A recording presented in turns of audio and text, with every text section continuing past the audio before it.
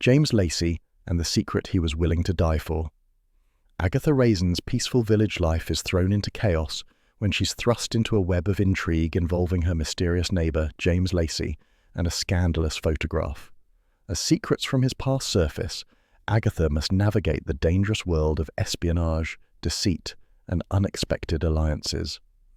Where in the world are you listening from tonight? Subscribe so you never miss upcoming mysteries. Agatha Raisin was halfway through buttering a slice of toast when Doris Simpson burst into the kitchen with the force of a faulty boiler. "You'll be thrilled, Mrs. Raisin," she cried, which was always a sign Agatha would not be thrilled in the least. "I'm rarely thrilled before breakfast," Agatha said, eyeing Doris with suspicion, "and I'm definitely not thrilled by people who barge in without knocking." Doris ignored this. She brandished a WI leaflet like a victory flag. "You've been volunteered to host the village courtyard literary tea this year. Isn't that marvellous?" Agatha set down her toast with exaggerated calm. "I have been what?" "Volunteered," Doris repeated, as though explaining the concept of rain to a goldfish. "We needed a suitable garden, and Mr. Lacey said your courtyard had the right tragic romantic overgrown quality. Very atmospheric." Agatha inhaled sharply. "James said, what about my garden?" "Tragic romantic overgrown quality," Doris chirped. "I wrote it down so I wouldn't forget."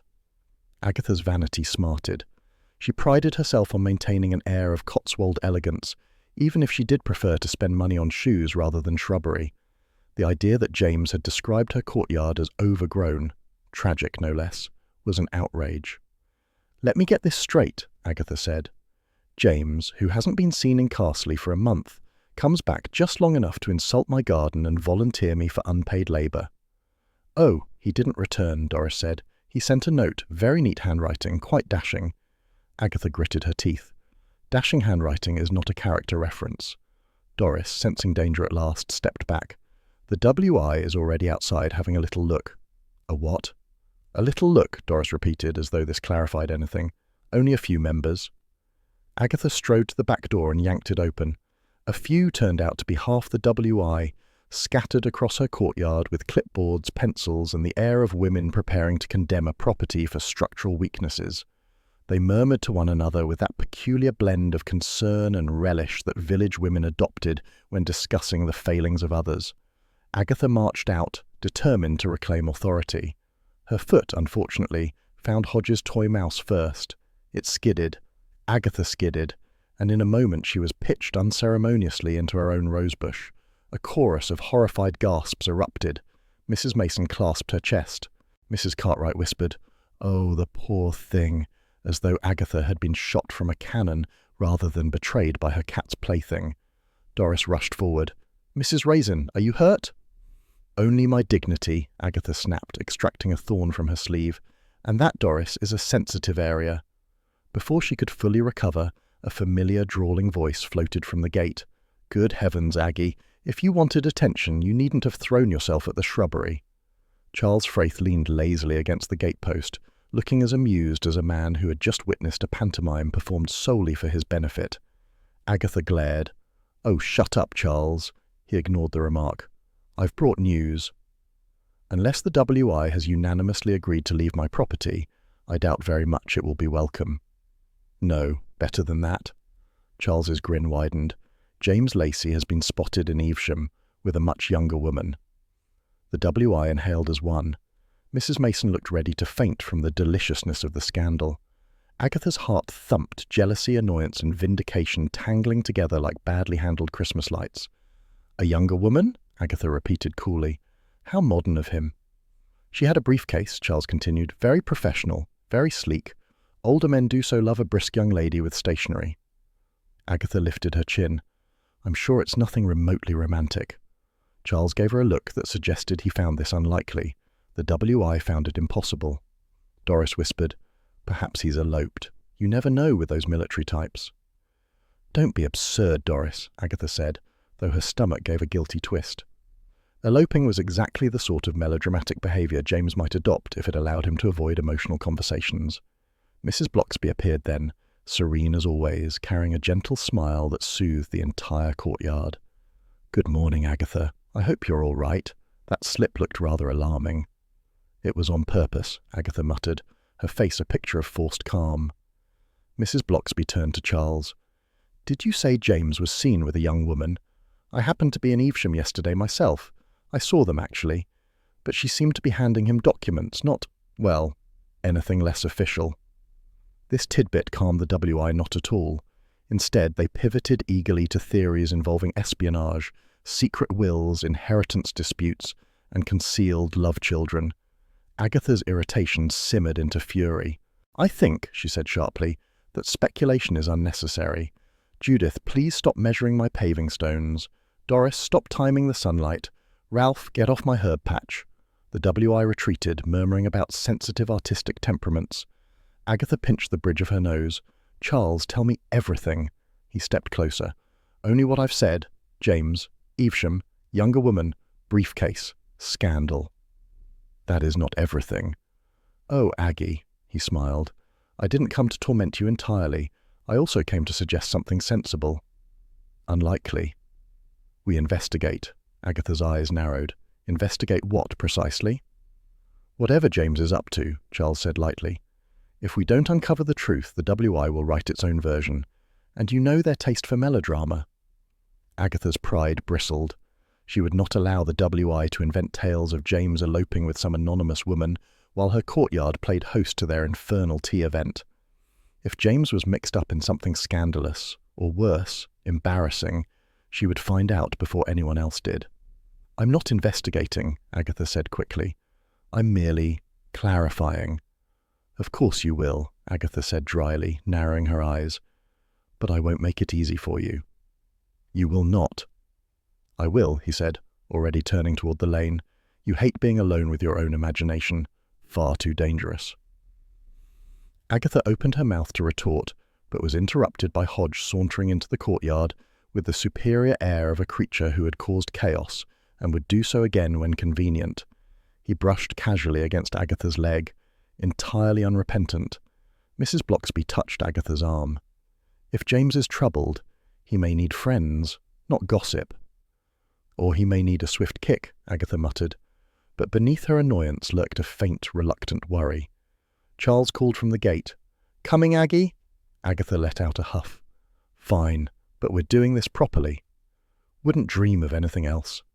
As Charles sauntered away, Agatha glanced back at her courtyard, half assessed, half judged, and felt jealousy stir like a thorn in her side.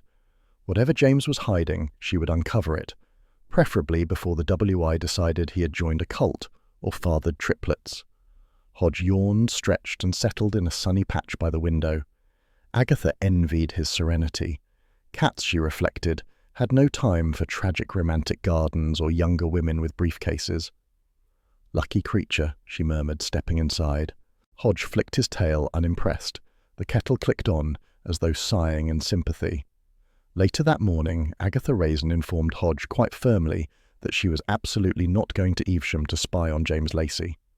Hodge, sprawled across the kitchen tiles like a small, furry skeptic, merely blinked at her.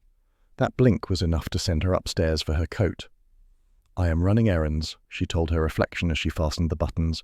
"Civilized, adult errands. Nothing to do with James." The reflection, annoyingly, looked unconvinced. 15 minutes later, Agatha marched into Evesham with purposeful strides meant to suggest busy importance. The market square bustled with the aggressive cheerfulness of mid-morning commerce. Stalls clattered, schoolchildren shrieked, and the bus stop, her real destination, loomed on the pavement like a witness ready to disappoint her. She positioned herself near a lamp-post, pulled a newspaper from her handbag, and tried to appear casual. Unfortunately, the paper was yesterday's and upside down. A stallholder nearby eyed her curiously, as though expecting her to begin a street performance at any moment. Agatha peered over the newspaper, scanning every passerby for a man with a familiar stride or a woman with an incriminating briefcase. She had imagined espionage would involve sophisticated disguises, whispered exchanges, and furtive glances. Instead, it involved frozen toes and trying not to appear as though she was staring at strangers' handbags. A cyclist whizzed past, far too close. Agatha stepped back, collided with a stack of fruit crates, and sent a dozen oranges rolling across the cobblestones. The cyclist swore. Agatha swore louder. The stallholder shouted something about paying for damages. Several pedestrians stopped to watch, delighted by unexpected entertainment. As Agatha bent to retrieve an escaping orange, she caught a glimpse, just a flicker, of a tall, dark-haired woman weaving through the crowd. Sharp shoulders, brisk stride, and the unmistakable glint of a dark leather briefcase. "There," Agatha cried, pointing with an orange like a deranged traffic warden. The woman did not turn. In seconds she vanished between a pram-pushing mother and two pensioners arguing about bus routes. Agatha straightened, heart thumping, frustration rising. She sprinted, moved briskly, toward where the woman had disappeared, but the crowd swallowed her. "Damn," Agatha muttered under her breath, frustration flooding her voice. "Language, Mrs. Raisin." She spun to see Bill Wong watching her with the weary patience of a man accustomed to Agatha's public escapades. He wore his usual practical jacket and a mild expression that suggested no surprises remained in the world. "I'm doing errands," Agatha snapped. Bill nodded politely. "Naturally." She scowled at him. "And if I happen to be near the bus stop, that is entirely coincidental." "Of course." His face twitched. Agatha suspected it was an attempt to suppress laughter. She detested when Bill found her amusing. She adored him, of course, but she detested it all the same. "Bill, stop smirking." "I'm not smirking." "You are absolutely smirking." Bill sighed. "All right. Why are you really here?" Agatha hesitated. Pride and suspicion tangled uncomfortably. "I am not jealous, and I am not spying. I simply want to know what James is mixed up in. That's all." Bill gave her a long, knowing look. "You're jealous." "I am not jealous," Agatha shouted, loud enough to startle a pigeon into flight. Several market-goers turned to stare. One woman leaned to her companion and whispered, "Poor thing, she's never gotten over him." Agatha puffed herself up like an affronted peacock. "Bill," she hissed, "I will not be pitied in a public market." "I wouldn't dream of pitying you," Bill said gently, "but you do look invested." "I am invested in the truth," Agatha retorted, "and in preventing the WI from constructing some ludicrous rumor about James eloping with a secretary." Bill raised an eyebrow. "Secretary?" "Well, the briefcase gives the impression," Agatha said, waving a hand. "But Mrs. Bloxby said she was handing James documents. That suggests official business. Something complicated." "Possibly," Bill allowed. "James did recently request access to military files. Something about a Cold War operation. I wasn't involved, but I heard whispers." Agatha blinked. "Military files? Secret operations? My God, Bill, James might be involved in something dangerous." "Which is exactly why you should leave it alone," Bill said firmly. "If this is official business, you could get tangled in something above your clearance level." Agatha bristled. "My life has clearance. Thank you." Bill sighed again. "Agatha, I am perfectly capable of handling myself, and if James is in trouble, he may need someone sensible." Bill gave her a look that suggested he doubted she qualified as the sensible option. She ignored it. A stallholder called out, "Talking about Mr. Lacey, are you? Saw him last week, I did. Gave that woman a wad of money. Looked dodgy, if you ask me." Bill frowned. "Money?" The stallholder nodded sagely. "Cash. Stuffed into her hand like he didn't want anyone to see." Agatha stiffened. "That is nonsense," she declared. "James Lacey does not stuff wads of cash anywhere. He is pathologically tidy." "Maybe he's hiding something," the stallholder said with relish. Bill shot Agatha a warning glance. She shot the stallholder a glare that made him rethink the pleasure of gossiping. "Rumor," Bill said as they walked away. "Don't take it seriously." "I don't," Agatha said. "But someone is clearly spreading stories." "And that," Bill replied, "is exactly why you should step back." Agatha lifted her chin. "That is exactly why I will not." They walked toward the market exit. Bill's tone softened. "Look, Agatha, maybe James just wants privacy. He has a right to that." Agatha stopped. "He also has a right not to be entangled with women carrying suspicious briefcases." Bill groaned. "You don't know anything suspicious happened." "I know enough to be concerned," Agatha snapped. "And if the WI get wind of this, they'll have him secretly married to a Russian diplomat by tea time." Bill rubbed his temples. "You're going to meddle, aren't you?" "I don't meddle," Agatha said proudly. "I investigate." "Same thing." "Flattering comparison." Bill shook his head, defeated. They parted at the edge of the square. Agatha returned to her car, muttering darkly about secrets, briefcases, and James's irritating ability to cause emotional chaos without even being present.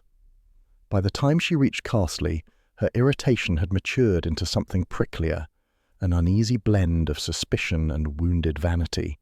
She unlocked her front door, pushed it open, and froze. An envelope lay on the floor, pristine and anonymous. No postage, no writing. Slid beneath the door. Heart-thumping, Agatha picked it up and tore it open. A single photograph slid into her hand. James Lacey in uniform, younger, solemn, unsmiling. But half the photograph had been ripped away. Only a slanted white edge marked where another figure had stood beside him. No note, no explanation, just the torn image. "Hodge," Agatha whispered, though she wasn't sure what she expected him to say. Hodge padded into the hall, stretched and sniffed the envelope before losing interest entirely. He trotted back toward the kitchen, tail flicking. Life, to Hodge, remained blessedly free of drama. Agatha held the photograph to the light. Whoever had delivered it wanted her unsettled. They had succeeded. Behind her, the kettle clicked faintly as it switched on, as though the house itself sighed. Agatha squared her shoulders. "So this is how it's going to be," she murmured. "Fine. If someone wants my attention, they've got it."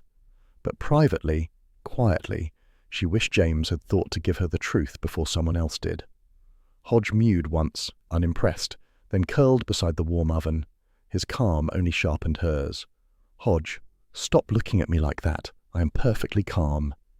Agatha said this while pacing the kitchen with the torn photograph clutched in her hand. Hodge, perched on the counter like a judgmental gargoyle, blinked slowly. Agatha exhaled dramatically and snatched up the phone. Charles answered on the third ring, sounding outrageously content. "Aggie, darling, it's barely 10. Why the urgency? Has someone died? Preferably not me." "Don't be ridiculous," Agatha snapped. "Get over here. Immediately." "Oh, splendid. You found a body." "I have found no such thing. Just come." Charles sighed with theatrical patience. "I'm in bed." "I don't care if you're in traction. Come at once." She hung up before he could protest further. Hodge mewed, unimpressed by the drama. Agatha glared at the photograph again. That torn edge nagged her, as though it hid something she should already understand. Charles arrived 20 minutes later with a paper bag of pastries and an expression of irritating cheer. "You look frightfully twitchy. Strong coffee? Weak gin? Exorcism?" "Just give me that," Agatha muttered, snatching a croissant. "And shut up." "That bad, is it?" Agatha slapped the torn photograph onto the table. "Look at this." Charles examined it with scholarly interest rarely applied to anything except wine lists. "James looks rather dashing in uniform. A pity he gave up the aesthetic for gardening trousers." "Charles." All right. He flipped the photo. The torn side suggests someone else stood beside him. Tall, judging by the shoulder height. And this handwriting, he swore never to speak. Make him remember. That's ominous. Agatha crossed her arms. James is not involved in anything ominous. He's just hopeless at communication. True, but this has all the markings of a military melodrama. Charles tapped the paper.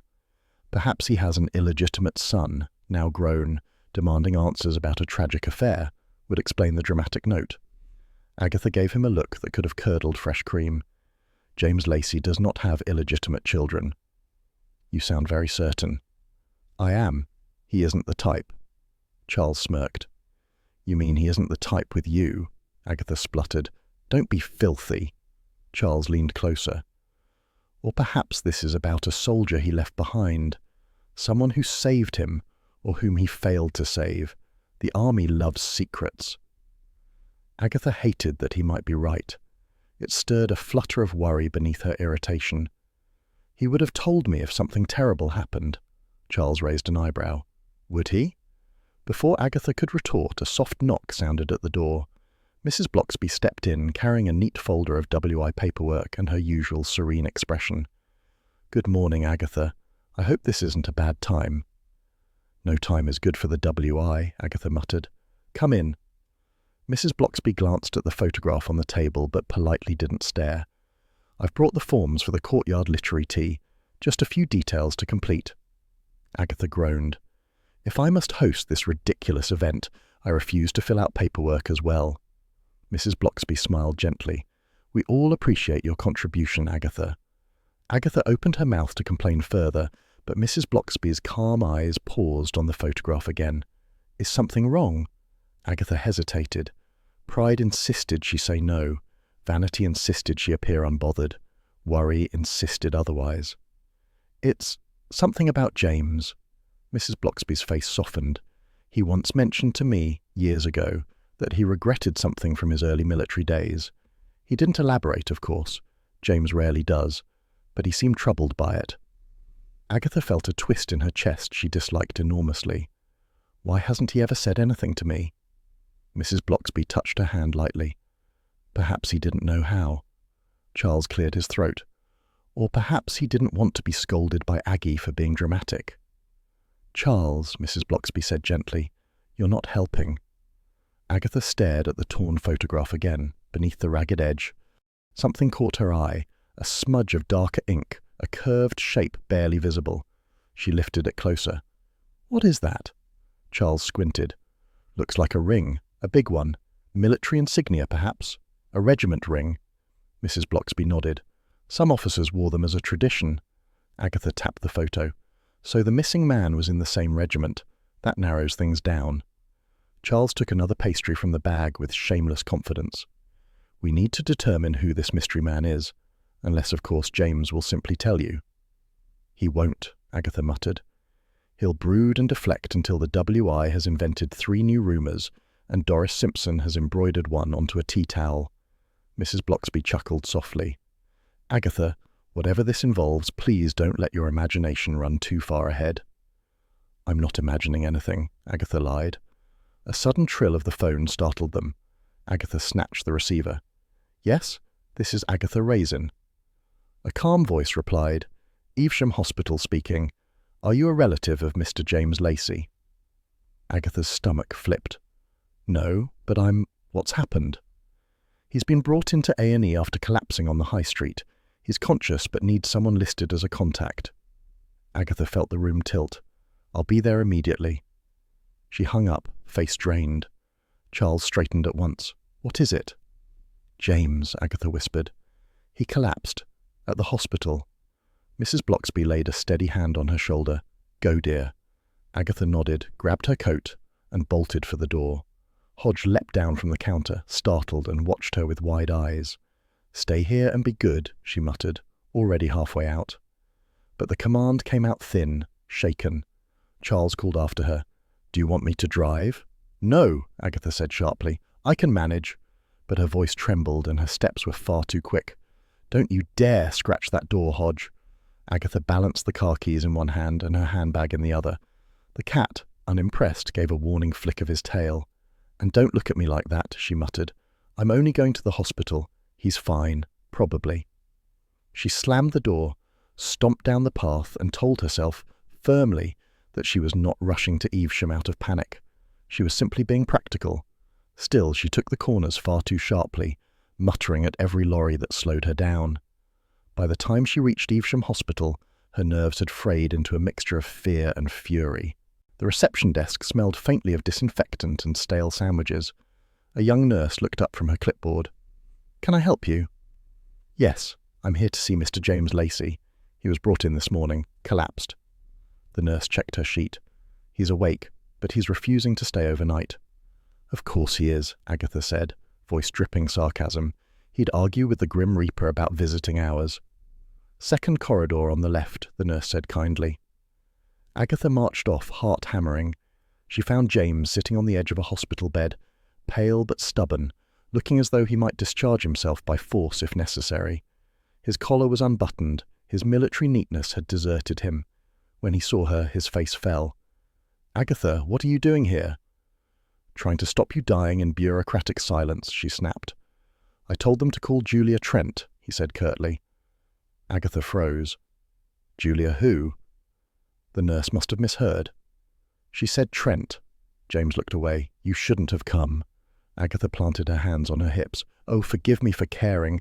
You're sitting there looking like a war memorial and I'm not supposed to worry? He rubbed his temples. I fainted, that's all.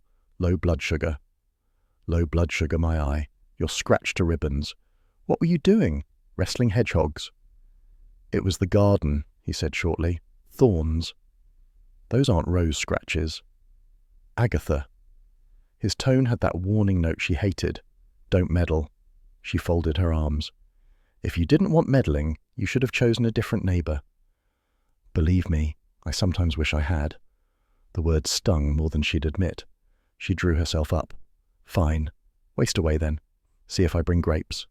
She turned toward the door, only to bump into a nurse carrying a chart. The woman smiled apologetically. He's a terrible patient. Kept asking whether we'd found his friend Julia. Agatha's lips thinned. Did he now? James glared at the nurse, who retreated, clearly sensing frostbite ahead. Agatha spun back. Why are you asking after her? Who is she? She's a colleague, James said. From where? The Foreign Legion? He gave a long-suffering sigh. Agatha, I'm not explaining myself to satisfy your imagination. That's not an imagination, that's intuition. It's hysteria. You're impossible. And you're insufferable. They glared at each other across the linoleum battlefield. A passing patient gave them a curious glance before wheeling his drip hastily away.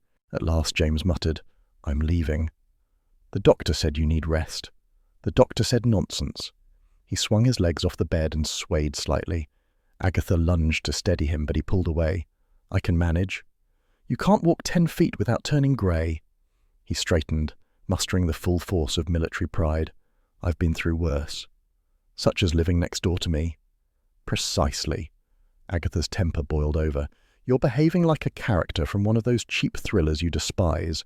Secret women, mysterious collapses. What next? A dead drop behind the vicarage? That will do. His voice cracked like a command. Stop making a scene. Then stop giving me one. He stormed past her, ignoring the nurse's protest. Within moments he was gone, leaving the faint scent of antiseptic and male stubbornness. Agatha stood rooted for a moment, furious and, though she'd rather die than admit it, worried sick. A cough came from the corridor. A hospital porter leaned against his trolley, watching her with mild interest. He was tall, cheerful-faced, and clearly dying for gossip. Excuse me, Agatha said, smoothing her hair. You wouldn't happen to have seen Mr. Lacey leave, would you? Oh, yes, he said eagerly. Dropped a crumpled envelope on the way out. Had one of those fancy government seals. Picked it up fast, mind. Agatha's curiosity flared. Government seal? Looked official. He was muttering too. Sounded like, she'll kill me if I tell. Gave me a right chill. Agatha blinked. She'll kill me if I tell. That's what it sounded like. Nonsense, she told herself. James wasn't the sort to get involved in melodramatic threats. Still, her pulse quickened. Did he say where he was going? The porter shook his head. Only that he'd be back to settle something. Funny sort of chap. Agatha leaned closer, attempting what she believed was an alluring smile. You're very observant. Must be exhausting, all that noticing. The man grinned. Comes with the job. Before she could angle for more, a familiar drawl interrupted. Aggie, really? Flirting with the hospital staff? Has it come to this? She spun to find Charles leaning in the doorway, hands in pockets, smirk firmly in place. I am conducting an inquiry, she said coldly. So I see. I'll wait until you've concluded cross-examination. The porter chuckled, wheeling his trolley away. Agatha glared at Charles. What are you doing here? You said not to drive you, so naturally I followed you anyway. Good thing, too, you left your handbag open.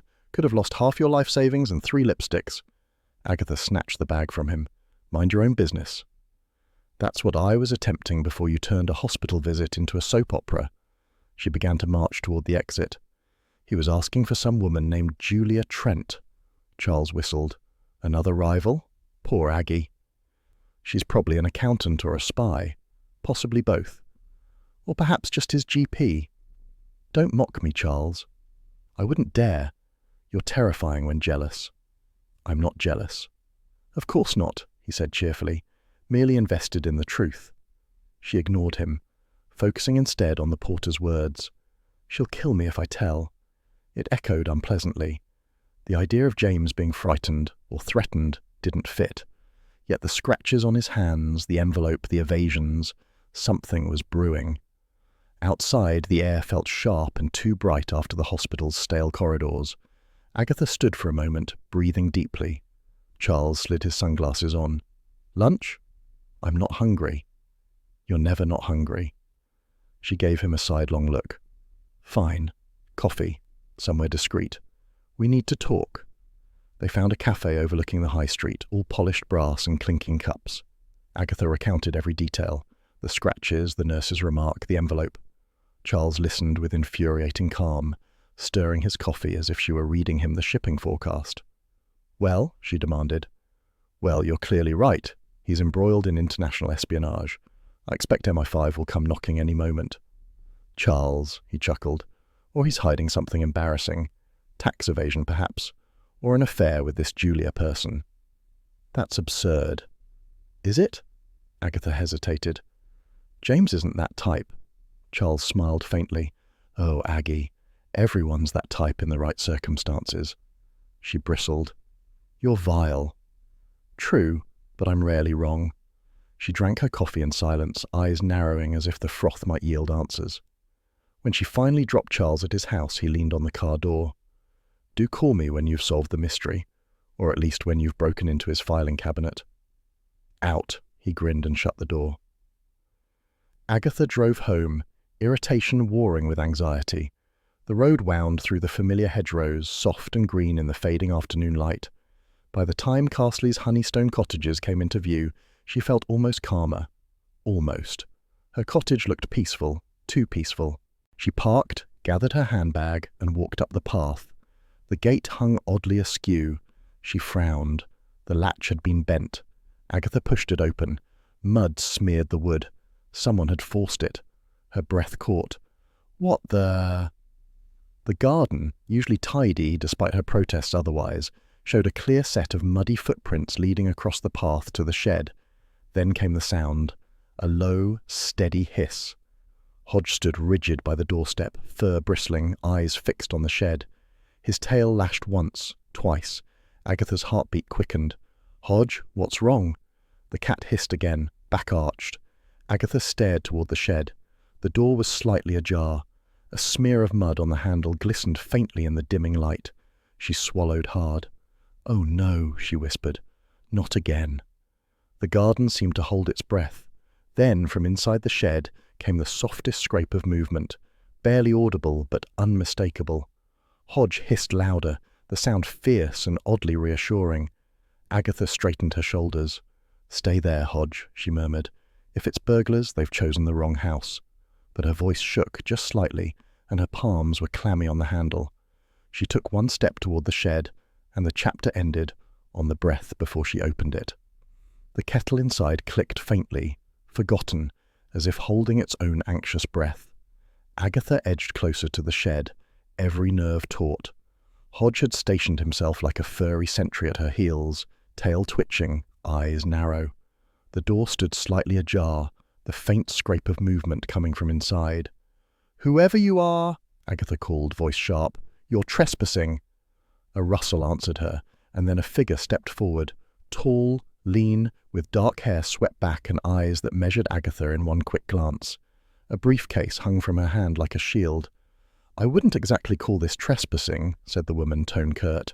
"And please don't call me whoever. I am Julia Trent." Agatha blinked, momentarily thrown. "Julia Trent?" The woman nodded. "The same. Now, if you'd be kind enough to hand over the torn photograph, we can avoid unnecessary complications."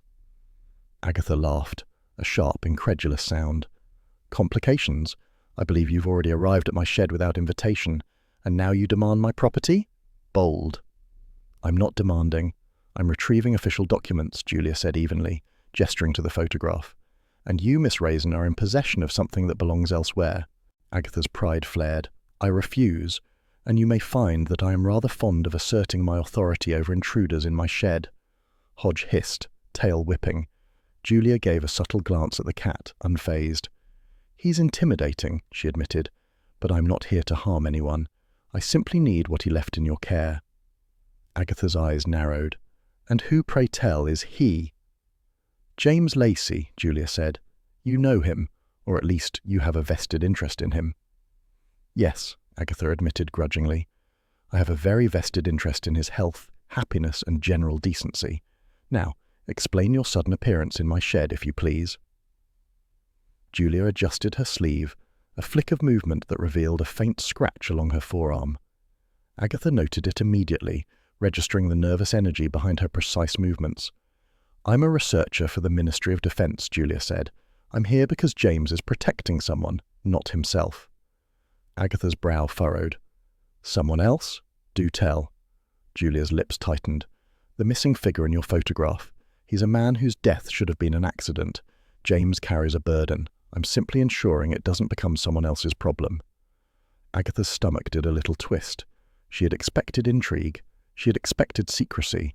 But she hadn't expected this. James involved in something darkly responsible, hiding truths she hadn't suspected. She hated that it hurt her pride more than her curiosity. "And you?" Agatha asked, a hint of suspicion sharpening her tone.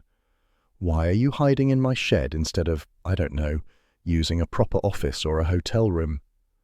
Julia's eyes flicked toward the back of the shed. "Privacy. People are watching, you for instance." Agatha huffed.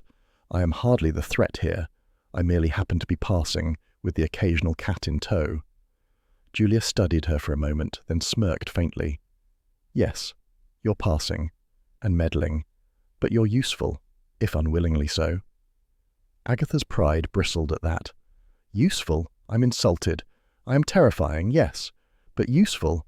That's far too flattering." "I said if unwillingly so," Julia amended. They both fell silent for a heartbeat, the tension thick in the air.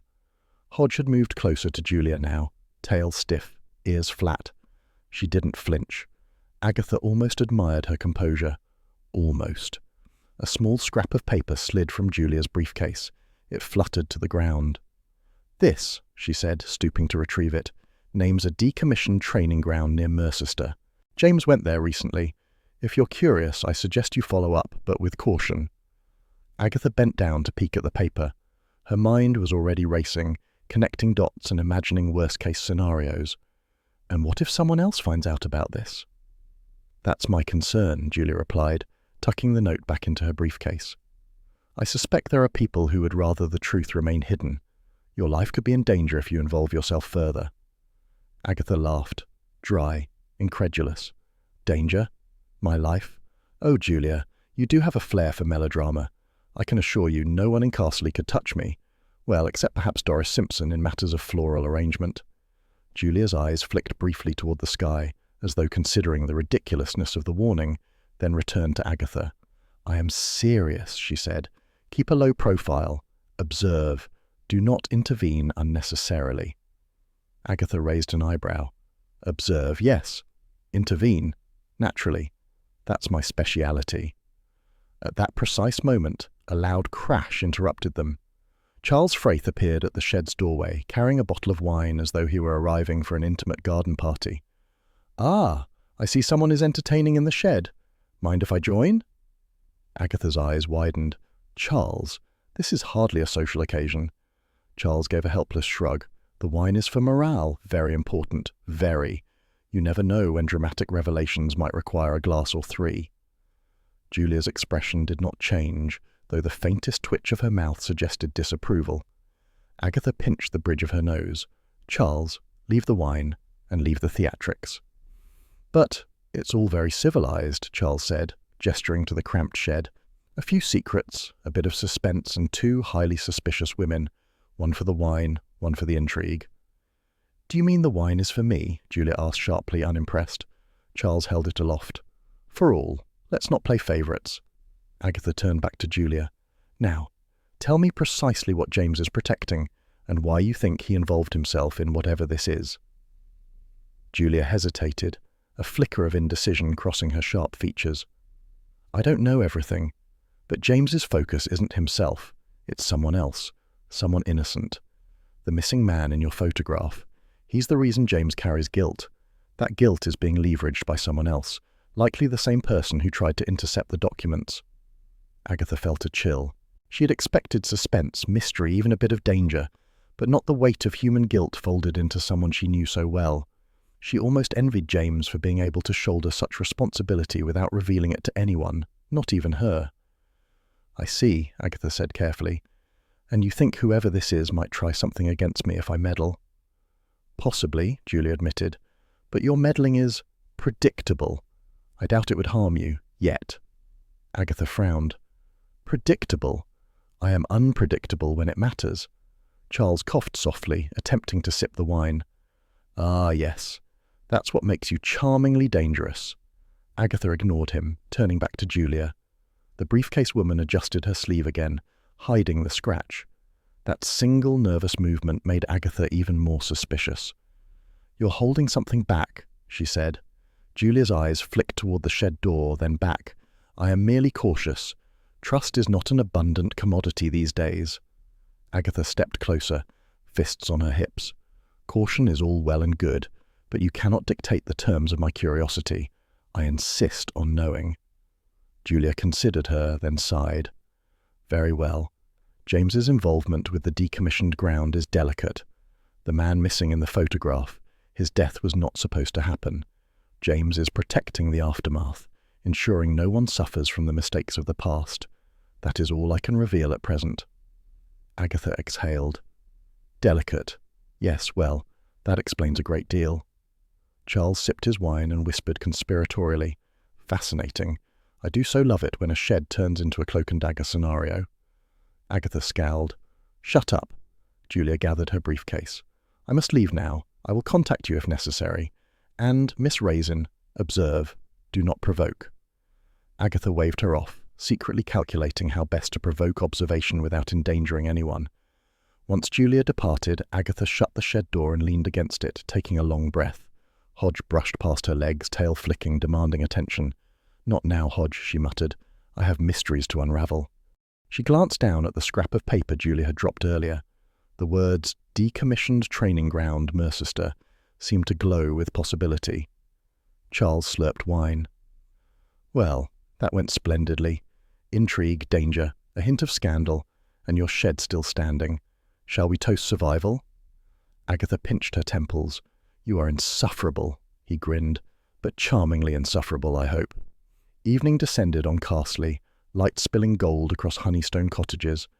Agatha went inside, setting the paper on the kitchen table. Hodge jumped onto the windowsill, surveying the garden with keen suspicion. A soft knock at the door startled her. She opened it to find an envelope, anonymous, slipped under the frame. With trembling hands she opened it. Inside was the second half of the torn photograph. A note accompanied it. Ask him why he ran.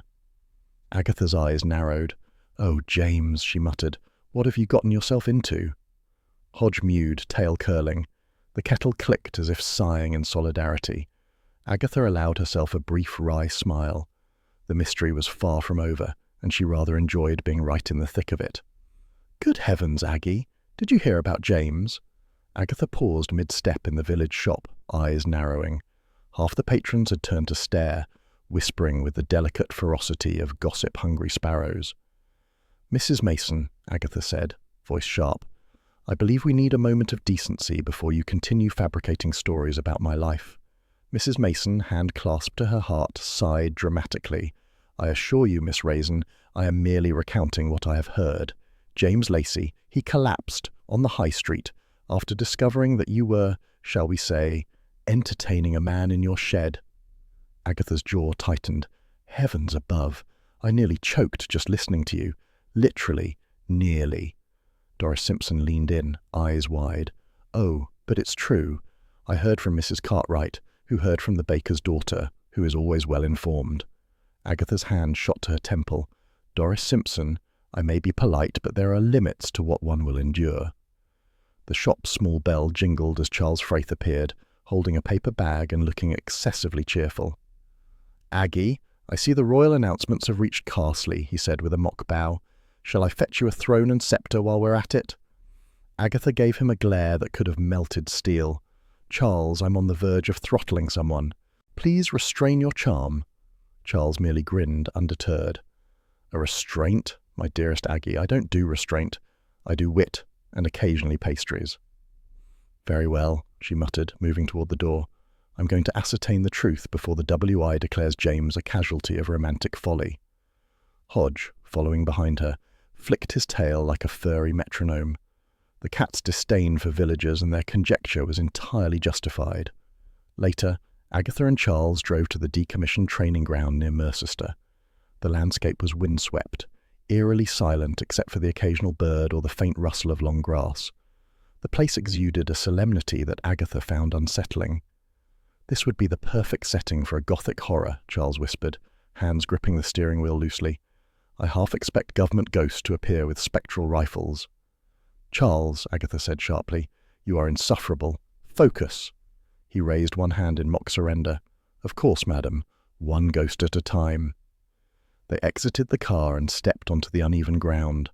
Agatha's boots sank slightly into the damp soil. In the distance, an old memorial stone caught her eye. She walked toward it, Charles following, pretending to tremble as if a phantom sniper might emerge from the hedgerow. "Aggie, the spectral commander! Do you see him?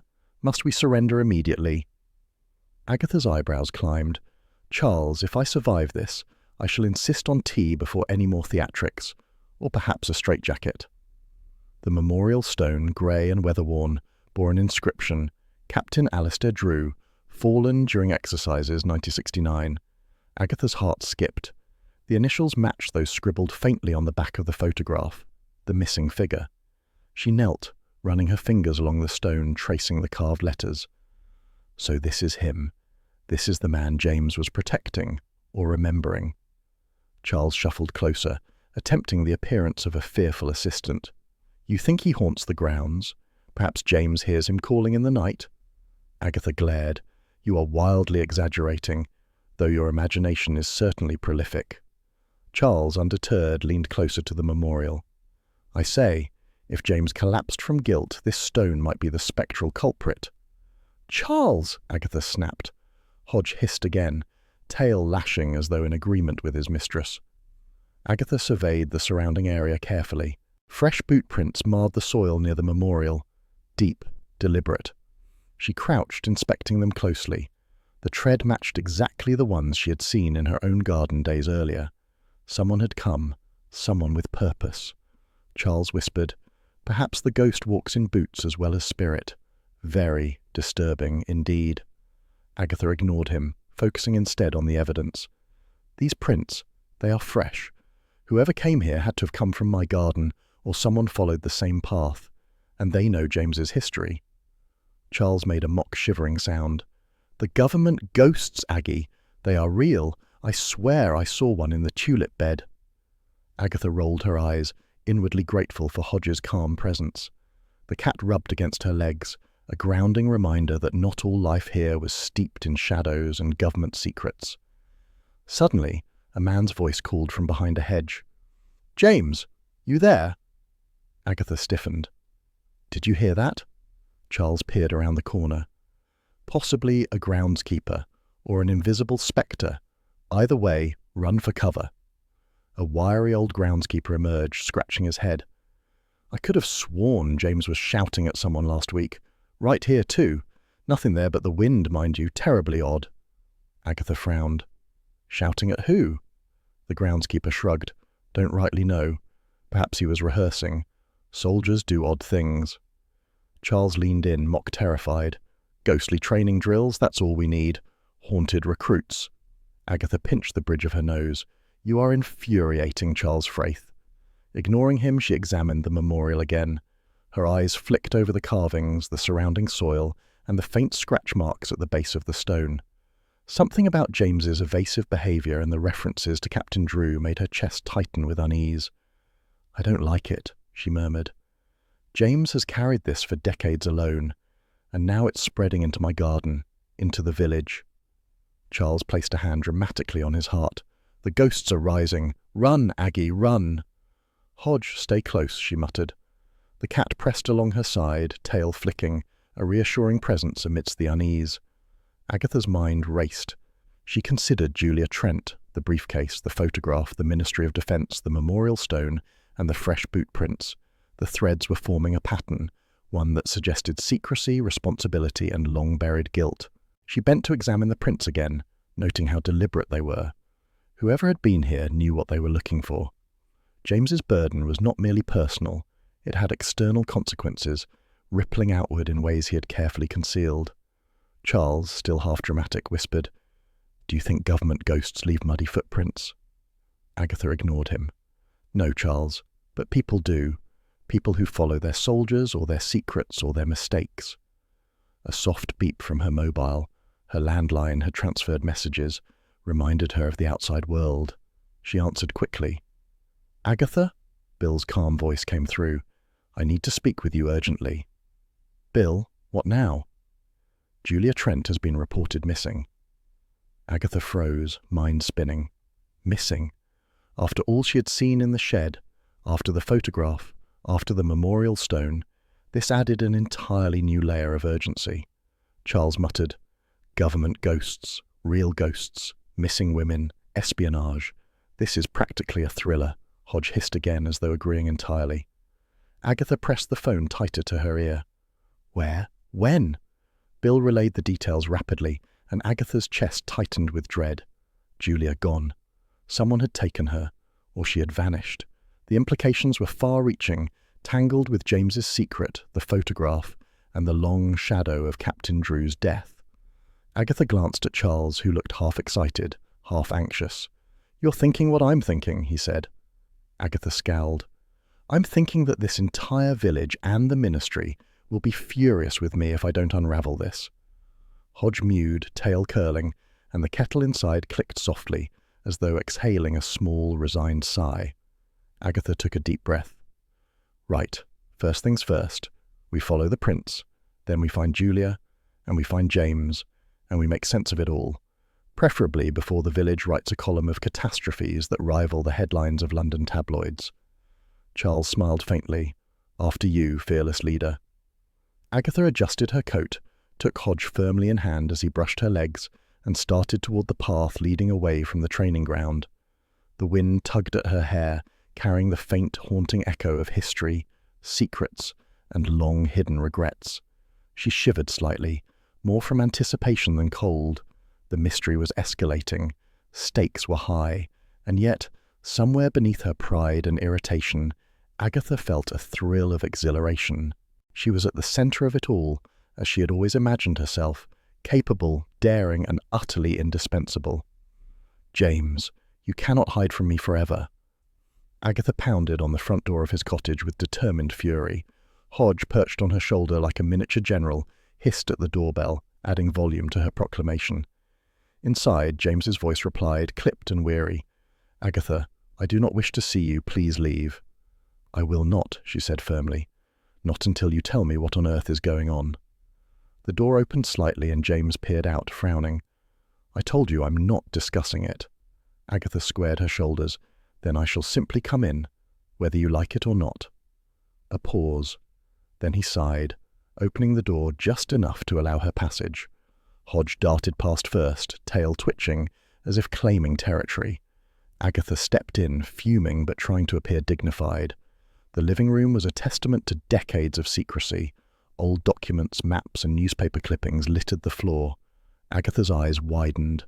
For all his stubbornness, James had been carrying this weight alone for years. She caught a glimpse of him sitting, shoulders slumped, utterly exhausted. "Why is it always like this with you?" she muttered, stepping around a pile of papers. James did not reply immediately. He simply motioned toward a chair. "Sit, I will explain." Agatha sat, hands clasped in her lap, eyes flicking over the scattered papers. Her breath caught. The evidence of careful planning and suppressed knowledge made her momentarily forget her indignation. She had underestimated the scale of James's burden. He ran a hand over his face. Captain Alistair Drew's death was not an accident. Agatha felt a pang. Not an accident. No. During training, he suggested a maneuver that was reckless. I disobeyed orders to pull it off. The vehicle rolled. Drew didn't survive. I did. Agatha's chest tightened. "And you've carried this alone all these years?" James nodded. "It was covered up to protect morale. The army never blamed me openly. Drew's family believes it was a tragic accident." Agatha leaned forward, voice softening. "James, I understand." He looked up at her, eyes weary. "Understand? You cannot. I've held this for decades. Every decision, every hesitation. It could have meant someone else's life." Agatha reached out, resting a hand briefly on his arm. Then let me carry some of it with you. He flinched, but not entirely from her touch. I cannot burden you. You are already doing so, she said softly. By hiding it, by not trusting anyone. He rubbed the back of his neck. There's more. Julia Trent. She knows of my involvement. I believed she intended to blackmail me to use my guilt for leverage. Agatha frowned. You think she's the villain? I do. She hinted at proof the army suppressed. I believed it was all part of her plan. Agatha studied him carefully. She had observed Julia earlier, fearful, not threatening. Something in James's interpretation didn't match the evidence. The briefcase woman had seemed tense, nervous, but not coercive. You may be mistaken, she said gently. Julia seemed frightened herself, not like someone setting a trap. James rubbed his temples. Perhaps, but I cannot risk underestimating her. Agatha leaned back, hands resting on the chair arms. Fine. Then let's work with what we have. We know Drew died in that maneuver, you survived, and Julia was involved with documentation that might clarify things. James exhaled. Yes, and I've been avoiding this truth, hoping it would vanish on its own. Agatha shook her head. You are human, James, but humans do not solve mysteries by avoidance. He glanced at her, faint humour in his eyes. You have a way of stating the obvious with cutting elegance. Thank you, she said dryly, though her lips twitched. I do what I can. Her eyes scanned the scattered papers again. A small scrap caught her attention, a torn receipt from a locksmith in Mercester, dated last week. She picked it up. James, what is this? He glanced at it, expression guarded. I had to secure certain documents. For safety. I didn't want them easily found. Safety, yes, of course, she murmured, noting the subtle relief and anxiety etched into his features. And yet it seems the documents are important enough to be pursued. Yes, he admitted, which is why I thought keeping you at a distance was necessary. Agatha raised an eyebrow. And yet, here I am, surrounded by your secrets and your mess of papers. I do appreciate the contradiction. He gave a faint smile. You have a talent for persistence. You mean meddling, she said, though her tone was softened by empathy. Call it what you will, he said. I owe you the truth, Aggie, and I owe it to the man who died, Captain Drew. Agatha felt the weight of the decades settle on her shoulders. She had expected intrigue, secrets, and danger, but she hadn't expected the burden of guilt James had carried alone. It made her chest ache with a mixture of admiration and concern. Charles, who had been quietly hovering near the doorway, cleared his throat. I say, these revelations are heavy. Perhaps a little refreshment is in order. Wine, tea, I am quite versatile. Agatha shot him a glare that could have wilted flowers. Charles, this is not a social gathering. Charles gave a mock bow. Of course not. Only emotional enlightenment, then. Much heavier work for the soul. Hodge leapt onto a nearby chair, eyeing the papers with keen suspicion. Agatha smiled faintly, appreciating the cat's composure. The domestic normalcy he brought helped her hold on to sanity amid secrets and decades-old guilt. James sank back into his chair, exhaustion evident in his posture. I feared revealing this. It's not easy to expose one's past, especially when others might exploit it. I understand, Agatha said quietly, and will protect it, carefully, but you must let me help. He hesitated, then nodded. I trust you, Aggie, more than anyone else. The sound of the front doorbell interrupted them. Agatha frowned. Who could that be now? She opened the door to find Bill Wong looking slightly flustered and holding his phone like a weapon. Aggie, urgent news. Julia Trent, she's been found in Mercester. Unconscious. Alley near the old bookshop. Unknown assailant. Agatha's heart leapt into her throat. Unconscious? Is she alive? Yes, but she's injured. The police are on scene. We need to go immediately. James stood, tension and worry etched on his face. I must go too. Agatha's mind raced. The evidence, the photograph, the historical guilt. It was all escalating rapidly. Her concern for James, Julia, and the tangled past combined into a knot she could not ignore. She grabbed her coat. Hodge, you're coming. Charles, we can fit you in the back seat. Quick! Charles grinned, obviously delighted at the prospect of adventure. Absolutely. Danger, mystery, and me. What more could anyone ask? Agatha ignored him, her eyes fixed on James. She noted the exhaustion, the tension, and the faint scratches on his hands from previous exertions. Each mark, each paper, each hesitant admission painted a picture of a man who had carried too much alone. The group filed into her car. Hodge settled on the passenger seat, tail flicking with quiet authority. "Let's go," she said firmly, glancing at James. "Time for truth, time for justice, and perhaps a bit of common sense." James nodded, jaw tight. "Yes, and let's hope we find Julia before anyone else misuses this information." Agatha drove out of Castley, eyes on the road, mind racing with clues, possibilities, and half-formed deductions. Somewhere behind them, the village slept, oblivious to the tangled web of secrets, guilt, and courage unraveling in its midst. And in the back of her mind, Agatha felt a faint, reluctant admiration for James Lacey, the man who had survived, hidden, and protected far more than she had ever imagined. Hodge purred softly, as if agreeing.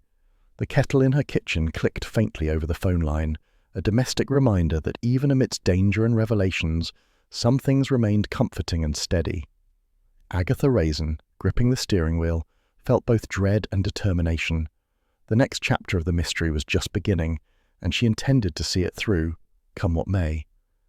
"Julia, it's me, Agatha Raisin." The hospital corridor smelled faintly of antiseptic and vanilla air freshener, the combination making Agatha's stomach twist with anticipation.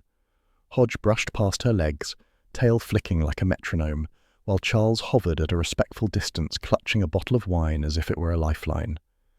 Julia Trent lay propped against crisp hospital pillows, pale and groggy, an oxygen tube trailing from her nose. Her eyes snapped open as Agatha approached. "Finally," she croaked, voice hoarse. "You came. I feared—" "Fears are often overblown," Agatha interrupted gently, brushing a lock of hair from her face. "But I admit, I've been worried. You were assaulted, weren't you?" Julia's lips trembled. "Yes. Someone didn't want the truth reopened." She flinched as if the mere mention of it summoned danger. Agatha sat carefully on the edge of the visitor chair, keeping her voice calm. "The truth about James? About Captain Drew?" Julia nodded, eyes wide. "I am not blackmailing James. I never intended that. I was investigating Drew's death because his daughter discovered discrepancies in the Army's report." Charles leaned casually against the wall, producing a faint whistling sound as if this revelation were a minor interlude in a grand opera. Agatha shot him a glare. "Not now, Charles," he shrugged. "Very well. I shall reserve my high notes for a more appropriate moment." Julia's gaze returned to Agatha. James was not responsible for Drew's death. Another officer tampered with the vehicle to punish Drew for whistleblowing on safety failures. It was meant to be an accident, not his fault. Agatha exhaled, relief mixing with a surge of protectiveness for James. She had suspected the truth lay somewhere between guilt and circumstance, but hearing it confirmed, she felt her heart soften. "And the attack?" she asked. "Do you remember anything about the person who hurt you?" Julia hesitated. "I saw a hand, the same regiment ring, the one from the torn photograph, on the hand that struck me." She shivered, faintly nauseous. "I didn't get a clear look at the face. It all happened so fast." Agatha's mind whirred. The missing officer from the photograph. The clues were aligning. She tried to mask the thrill of discovery beneath a polite expression. "And this wasn't blackmail," she pressed gently. Julia shook her head. "No, I was trying to uncover the truth. I needed proof. I never intended to threaten anyone." Agatha studied her carefully. The initial hostility Julia had shown still made her seem untrustworthy, but now the tension seemed to spring from fear rather than malice. Charles, unable to resist, leaned toward the nurse adjusting Julia's IV.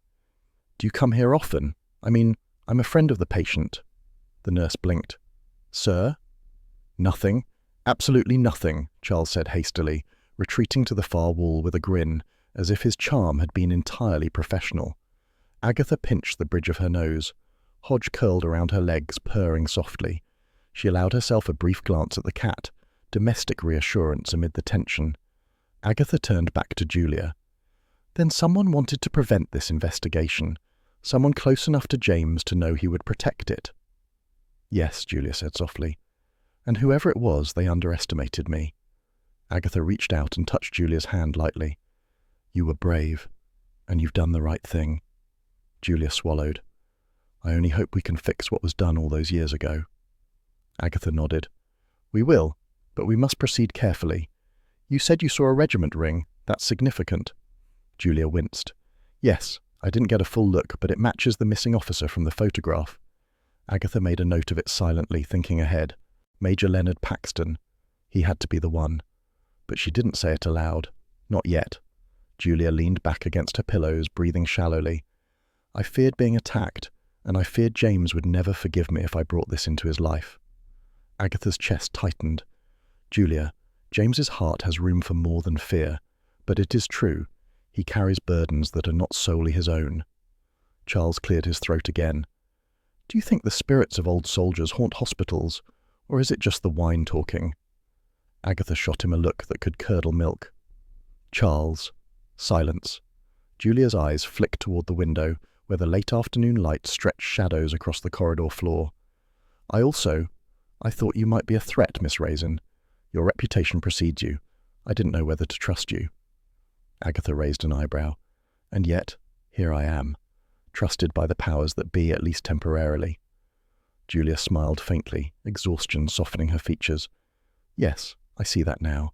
You're protective, even if you disguise it with sharp words." Agatha's lips twitched. "I call it tact, and perhaps an excess of curiosity." The sound of the hospital intercom echoed faintly. A nurse called for Julia's medication. She allowed herself to be helped by the staff. Agatha and Charles followed at a measured pace, careful not to crowd her. On the walk back toward the car, Agatha's mind raced through the implications. The photograph, the decommissioned training ground, the boot prints, the torn receipt from the locksmith, and now Julia's account, all threads converging. Charles, noticing her thoughtful silence, said lightly, "I assume plotting your revenge is part of this too?" Agatha shot him a glare. "I am not plotting revenge, Charles. I am strategically ensuring justice is served." He gave a mock salute. "Naturally. I should have known better than to suggest frivolity." Hodge leapt into the back of the car as they drove through the narrow lanes toward Carsley. Agatha allowed herself a moment to appreciate the cat's calm confidence. He was the only creature in this tangled web who carried no guilt, no secrets, no fear. Arriving home, she was immediately aware that the quiet of the village did little to soothe the storm of thoughts inside her.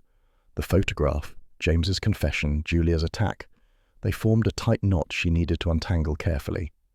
"Charles, we must prepare. The missing officer must be identified, questioned, and observed," she said, voice firm but measured. Charles smirked. "And do I get to charm the local constabulary while we work, or is that reserved for you?" Agatha ignored him, heading inside. Hodge trailed, brushing past her legs, tail high. She set Julia's information on the kitchen table, carefully arranging the receipt and notes so that nothing could be overlooked. The kettle clicked, a soft, familiar sound, and she allowed herself a brief smile. Domesticity remained, a tiny counterpoint to the storm of secrets and revelations surrounding her. She sat, leaning back in her chair, and glanced at Hodge. "We have work to do, old boy, and danger, it seems, is just around the corner." The cat mewed softly, flicking his tail with quiet agreement. Agatha picked up the torn photograph, aligning it in her hands with meticulous care. "Major Leonard Paxton," she murmured. "Time to meet our retired friend and see what the past truly holds." The late afternoon light fell across the kitchen table, golden and forgiving, a stark contrast to the tangled web outside. Yet even as shadows lengthened, Agatha felt a fierce, protective determination. She would untangle this mess, protect James, and ensure Julia's safety. And perhaps, she thought with a small private smile, she would teach Charles a lesson about discretion along the way. Hodge purred contentedly, curling beside the photograph, as if sharing in her resolve.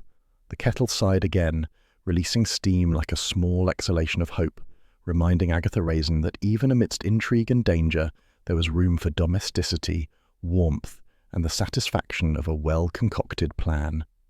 "Charles, I insist we confront him today. No more dawdling."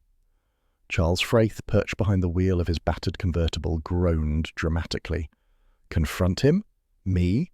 Life and limb are both at risk, Aggie. and we are not insured for matters of state intrigue. Agatha adjusted her scarf, ignoring the faint scent of his cologne and his overdone flair for danger. Charles, I'm well aware of the risk, but this cannot wait. Leonard Paxton must be made to remember, and I will see it done. Hodge, seated primly on the passenger seat, flicked his tail in disdain. Even the cat understood the seriousness of the expedition. Very well, Charles muttered, shifting in his seat, but let it be known I am not responsible for any fainting, heart palpitations or minor explosions. And the drive toward Paxton's cottage was punctuated by Charles's occasional commentary. Did you know, Aggie, that the average upper-middle-class home in this region contains at least 3 secrets per room? Agatha shot him a look over the wheel. I do not need your trivia, Charles.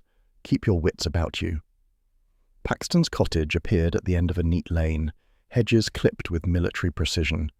The stonework gleamed as if scrubbed daily with ammonia and pride. Agatha felt a twinge of irritation at the smugly immaculate facade. Charles parked at the gate. Ah, yes, the fortress of civility. Remind me again why we are endangering ourselves. Agatha shot him a glance that could have wilted flowers. Because the truth matters, Charles, and you, apparently, are incapable of focusing on anything other than theatricality. They approached the door. Agatha's hand hovered over the bell. She glanced at Hodge, who hissed softly, tail twitching, then at Charles, who was fidgeting and checking his reflection in the polished brass. She inhaled. The door opened, revealing Major Leonard Paxton, wearing a crisp suit and an expression that combined smugness with faint wariness. Ah, Miss Raisin, Mr. Fraith. To what do I owe this unexpected pleasure? Agatha offered a polite, mock-inviting smile. Major Paxton, such a tidy home. One might almost mistake you for an honest man. Paxton's mouth twitched. Honesty is a matter of perspective, my dear. Charles, unable to restrain himself, gave a low whistle. Perspective indeed. This is shaping up to be delightfully suspenseful. Agatha ignored him. She stepped forward, producing the 2 halves of the torn photograph and the accompanying note. Make him remember. She held them out deliberately. Paxton's eyes flicked toward the photograph. For a heartbeat, his composure wavered. Then he cleared his throat, voice oily. Miss Raisin, I assure you, everything you see is, well, it's complicated. Complicated? Agatha echoed, voice sharp. I think the words you seek are falsehood and omission. Paxton smiled thinly. Captain Drew was unstable. During the maneuver, he took reckless actions. I merely tidied the paperwork afterward. That is all. Absolute accident. Agatha scrutinized him. Every flicker of hesitation, the tightness around his eyes, the subtle inconsistency in phrasing. She could feel the lie like a heavy cloak. Charles sidled closer. Accident, eh? So the paperwork was tidied, but no responsibility taken. Very neat, Major. Agatha tapped the photograph against her palm. Captain Drew did not sabotage himself, Paxton. And your story contradicts James's account, Julia's, and the training logs. One could almost think you are fabricating. Paxton's smile faltered. His hands twitched, betraying his calm facade. I assure you, Miss Raisin, she interrupted, leaning in slightly. Whistleblowing, Paxton. That word, it's crucial. Captain Drew tried to report safety violations. You interfered. Admit it. The Major froze. Then, in a sudden movement more out of fear than aggression, he lunged forward, reaching toward Agatha. Please, you must not, do not, expose me. I cannot. Agatha recoiled, eyes wide. Hodge hissed sharply, fur bristling. Charles, with unexpected alacrity, stepped in, gripping Paxton's arms firmly. Hold on, Major. You're not going anywhere just yet. Paxton struggled, breathing fast, eyes darting from Agatha to the photograph. It was, I did not. James, I tried to cover it. I did nothing. Agatha's voice was cool but cutting. You thought covering it would protect morale, yet here you are nearly attacking me. That tells its own story. Paxton sagged against Charles, realization dawning. I panicked. You don't understand the pressure. Pressure doesn't justify deceit, Agatha said softly. Nor threats, nor violence. You must face the truth. Paxton's eyes flitted to the photograph again. He muttered, almost to himself, the diary. James was searching because the diary was missing. Agatha's ears pricked. Another hidden object. The puzzle grew more intricate. She noted the clue silently, filing it away for later cross-reference. "He claims you stole it yourself," Paxton added, suddenly defensive again. "James, he took the diary. He wanted the information." Agatha's lips pressed together. An interesting accusation, and yet it's contradicted by every other witness, including Julia. Hodge mewed sharply, tail flicking. Agatha nodded at the cat. Evidence, she reminded herself. Nothing more, nothing less. Paxton sank into the nearest chair, hands trembling. Charles, surprisingly competent, kept a firm grip on him. "You see, Major, melodrama is no substitute for explanation." Agatha approached the papers strewn across the table. Old training logs, maps, and scattered notes confirmed the inconsistencies she had observed. Paxton had manipulated records to obscure his interference, but the physical evidence betrayed him. "You altered the reports," Agatha said, voice low but firm. "You tampered with the vehicle indirectly. You tried to make James appear culpable. That is why Julia investigated, and why someone attacked her. Do you understand?" Paxton's face drained of colour. Yes, I see." "Good," Agatha replied. "Now you must cooperate, completely. Every detail, every action, and every cover-up." Paxton's hands shook visibly. I will. I promise. Just please don't." "Violence will achieve nothing," Agatha interrupted. "We require truth, not theatrics." Charles released Paxton cautiously, stepping back with an exaggerated sigh. "I believe our Major has learned that melodrama is overrated." Agatha ignored him, checking every piece of evidence again. She noted the diary reference, the lock on the Mercester documents, and Paxton's contradictory statements. Everything aligned to reveal one conclusion. The Major was desperate, yes, and capable of coercion, but the past could still be reconciled if handled properly. Hodge brushed against her legs. She felt a small, reassuring weight of normalcy. Domesticity, she reminded herself, existed even in the midst of lies, threats, and decades-old guilt. The late afternoon light slanted through the window, illuminating the neat lines of Paxton's meticulous interior. Agatha allowed herself a faint smile. She was close to resolving James's burden, Julia's peril, and exposing the deception that had endured for decades. The telephone on the sideboard rang sharply. Agatha moved to answer it, Hodge following with keen interest. "Agatha?" Bill's voice carried urgency. "James has vanished. No one has seen him since this morning." Agatha's stomach lurched.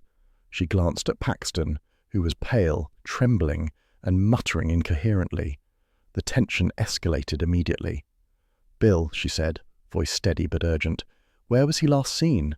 And do you have any leads?" Bill relayed the details quickly, and Agatha's mind whirred. Missing. After everything, the photograph, the confession, Julia's attack. James disappearing added another perilous layer to the situation. She replaced the receiver, her expression hardening. "Paxton," she said, turning sharply, "your time for half-truths is over. If James is harmed, knowingly or not, you will be held accountable. Understand?" Paxton swallowed hard, nodding, hands clasped tightly. I understand." Hodge leapt onto the table, tail swishing with satisfaction at the clarity of the moment. Agatha allowed herself a moment to appreciate the cat's judgment, even amidst the chaos. Charles muttered, "Well, Aggie, I'd say the plot has thickened enough to make a pastry feel inadequate, but one might still be required for morale." Agatha ignored him, turning back to the papers. The diary, the photograph, Paxton's admission, Julia's testimony. It was all converging. The stakes were higher than ever, and she would need every ounce of cunning, persistence, and wit to navigate the final revelations. She clenched her hands, gaze fixed on the meticulous Major. "This ends soon, and I intend to see the truth restored before anyone else suffers unnecessarily." Hodge purred softly, brushing past her legs as if lending his quiet approval.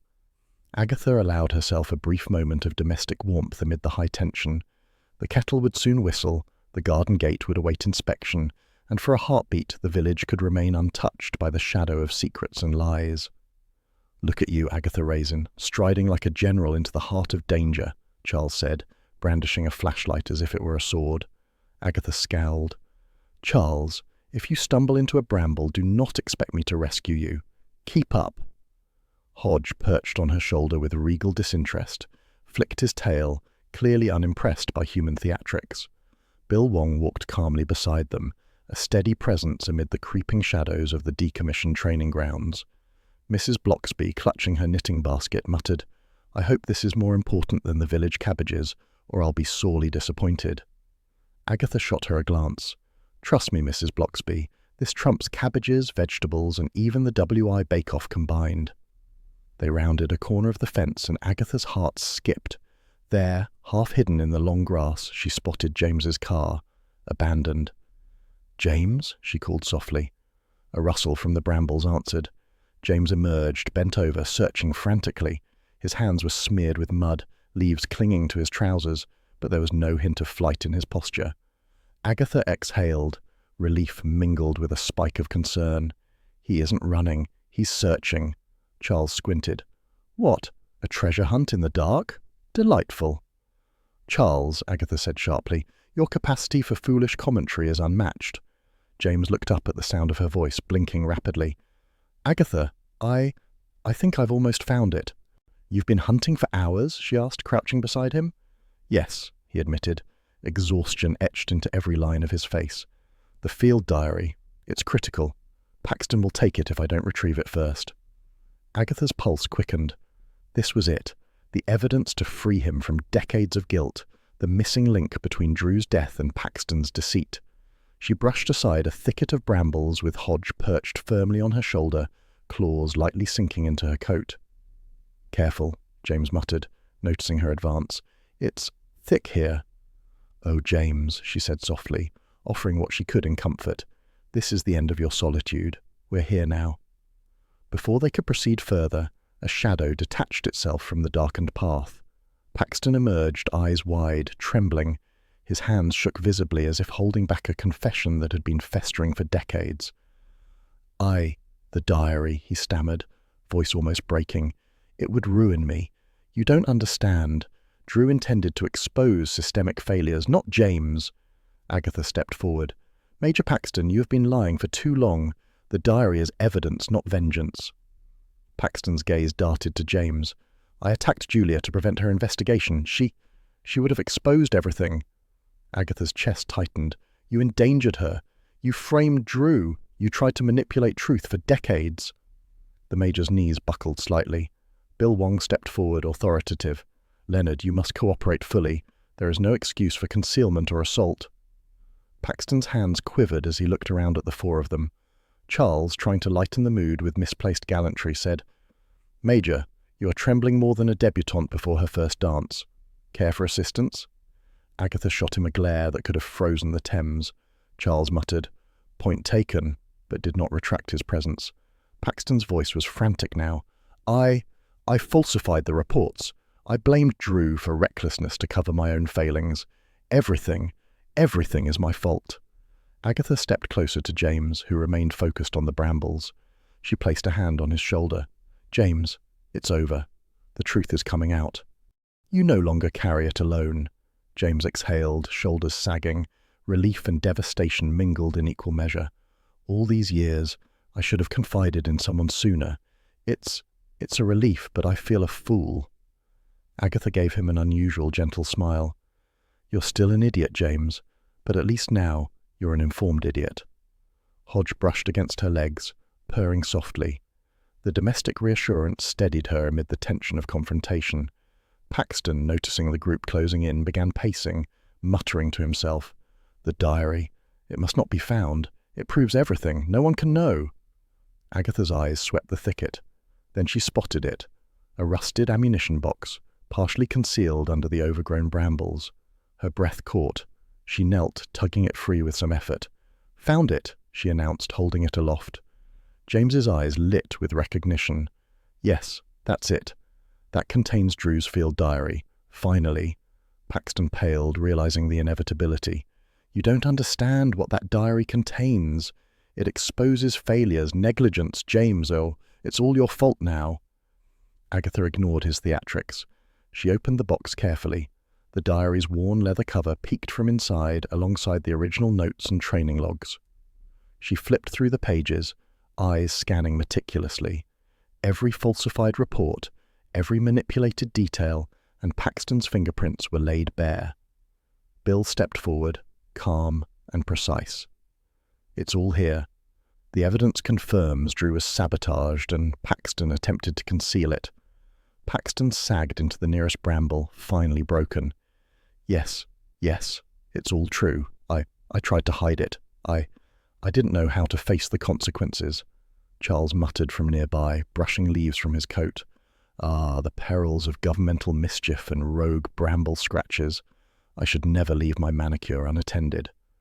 Agatha ignored him, focused on James. "You carried this alone, but not anymore. You can let it go now." James nodded, hands trembling as he touched the diary. I feel free somehow. Years of guilt, all for nothing." Agatha reached out awkwardly, offering a rare moment of comfort. "Better late than never, James." The sun dipped below the horizon, casting a golden hue across the overgrown grounds. The tension melted, replaced by relief and quiet exhaustion.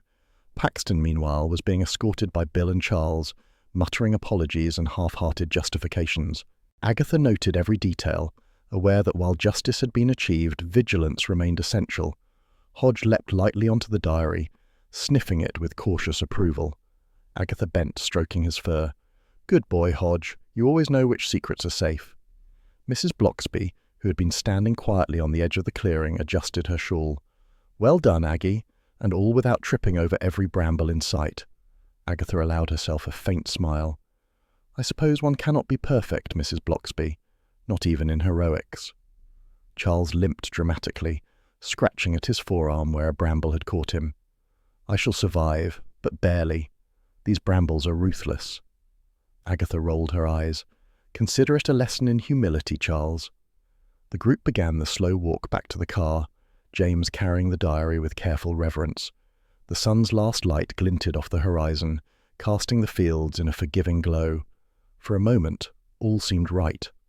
Hodge hopped onto the front seat of the car, tail flicking, clearly satisfied that the immediate danger was past. Agatha climbed in beside him, feeling the strange combination of relief and lingering tension. James sat quietly in the back, diary resting on his lap. He glanced at Agatha, gratitude and vulnerability etched into every line of his face. Thank you, truly. I thought I'd never see the truth unburdened." Agatha muttered, unusually gentle. "You're still a fool for not telling me sooner, James, but you're my fool."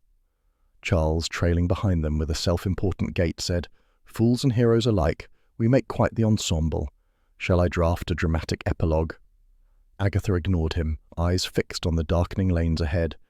Even with danger resolved, she knew one last hurdle awaited, her inevitable interrogation by the WI. Bill, seated beside her, offered a reassuring hand on her arm. "One step at a time, Aggie. For now, you've done what needed doing." She nodded, watching Hodge curl up beside her on the seat. The cat's calm, steady presence was a reminder that domesticity, warmth and small comforts persisted, even amid revelations and justice. The village lay in quiet shadow as they drove back toward Carsley. Agatha, diary secured in James's hands, felt the release of tension like a breath long held. Secrets had been unearthed, lies exposed, and decades of guilt finally acknowledged. Yet she knew with the faintest twinge of apprehension that the WI awaited, and with them a different sort of interrogation, public, sharp and merciless in its domestic subtlety. Hodge purred softly, as if lending silent support.